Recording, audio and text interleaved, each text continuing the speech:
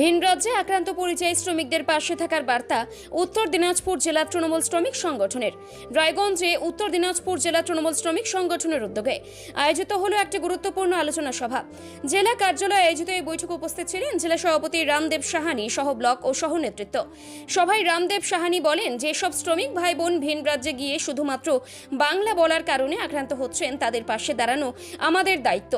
তিনি জানান, মুখ্যমন্ত্রী মমতা বন্দ্যোপাধ্যায় ও অভিষেক বন্দ্যোপাধ্যায়ের মানবিক দৃষ্টিভঙ্গি অনুসরণ করেই সংগঠন কাজ করছে। তিনি আরও জানান, জেলার প্রতিটি ব্লক, অঞ্চল ও বুথ স্তরে শ্রমিক সংগঠনের পক্ষ থেকে একটি করে সহযোগিতা সেল তৈরি করা হবে, যারা আক্রান্ত পরিযায়ী শ্রমিকদের পরিবারের পাশে দাঁড়াবে। সভায় সিদ্ধান্ত হয়, ভিন রাজ্যে কর্মরত শ্রমিকদের সঙ্গে যোগাযোগ রাখতে হেল্পলাইন চালু হবে এবং প্রয়োজনে আইনি সহায়তাও দেওয়া হবে। সভায় উপস্থিত নেতারা জানান, বাংলা ভাষাভাষীদের ওপর অত্যাচার আর সহ্য হবে না। সংগঠন সব রকমভাবে প্রতিবাদ জানাবে ও সহায়তা করবে।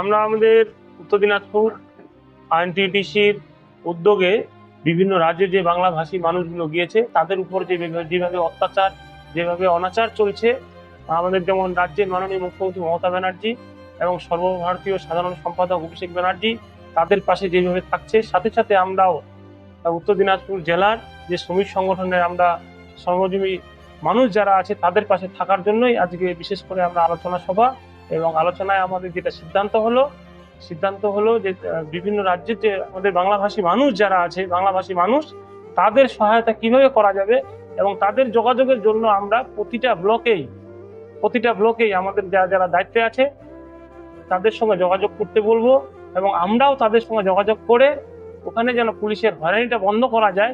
এখানকার যে আমাদের প্রশাসন আছে তাদের সঙ্গে কথা বলে তাদের আমরা যোগাযোগ করে একটা জায়গায় ফিরিয়ে আনার ব্যবস্থাটা আমরা করার জন্যই আজকে এখানে আলোচনা করে সিদ্ধান্তটা নিলাম। তারা কিভাবে যোগাযোগ করবে আপনাদের? কিভাবে যোগাযোগ করবে দেখেন, ওখানকার যেমন রায়গঞ্জ 2 আমাদের কনভেনার হিসেবে আমাদের রায়গঞ্জে 2 আছে আব্বাস ভাই, হ্যাঁ আব্বাস ভাই আছে, সাথে সাথে আমাদের ইটাহারে যেমন মুসা ভাই আছে, এবং আমাদের শৈলেন্দা আছে রায়গঞ্জ 1-এর, এবং জেলা জুড়ে যারা যারা দায়িত্বে আছে তাদের সঙ্গে যোগাযোগটা করবে। যোগাযোগটা অটোমেটিকলি হয়ে যাবে, এবং তারাও তো গ্রামে বসবাস করে, আর গ্রামেরই মানুষ বেশিরভাগ বাইরে আছে। মানে আপনাকে সেই বিষয়ে কোনো বিজ্ঞপ্তি প্রকাশ করবেন? যে না, বিজ্ঞপ্তি অবশ্যই ফ্লেক্স থাকবে আমাদের ওখানে, দায়িত্বে যারা যারা থাকবে তাদের ফ্লেক্সের মধ্যে নাম্বার থাকবে।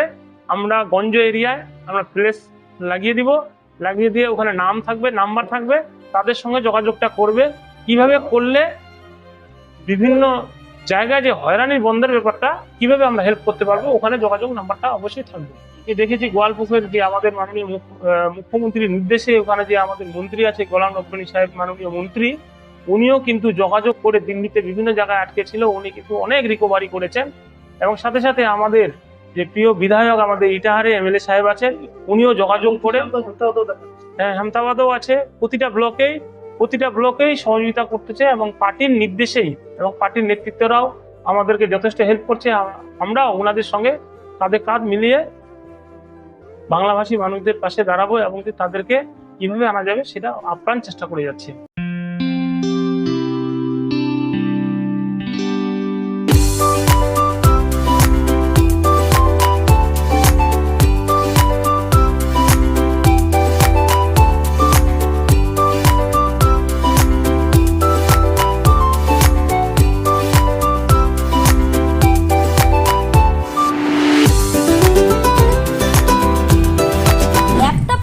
ছাত্রছাত্রীরা পেয়ে যেতে পারেন 1 কোটি টাকা পর্যন্ত স্কলারশিপ, 2 লক্ষ থেকে স্কলারশিপে টাকা পাওয়ার সুযোগ। এটা ছাড়াও 25টি গাড়ি জেতার সুযোগ রয়েছে, আছে 48টি মোটর বাইক জেতার সুযোগও। এছাড়াও থাকছে 450টি ইলেকট্রনিক প্রোডাক্ট, যেমন TV, fridge, washing machine, laptop, micro oven, mobile phone সহ অসংখ্য উপহার জেতার সুযোগ। এখানে মাত্র 21,000 টাকা থেকে শুরু করে বিভিন্ন দামের ল্যাপটপ পাওয়া যাচ্ছে। এই সুযোগ সীমিত সময়ের জন্য, তাই আর দেরি না করে আজই চলে আসুন রায়গঞ্জের নেতাজি সুভাষ রোডের হাজারিলাল পেট্রোল পাম্প লাগোয়া রিলায়েন্স ডিজিটাল শোরুমে পুরস্কার জেতার সুযোগ গ্রহণ করুন।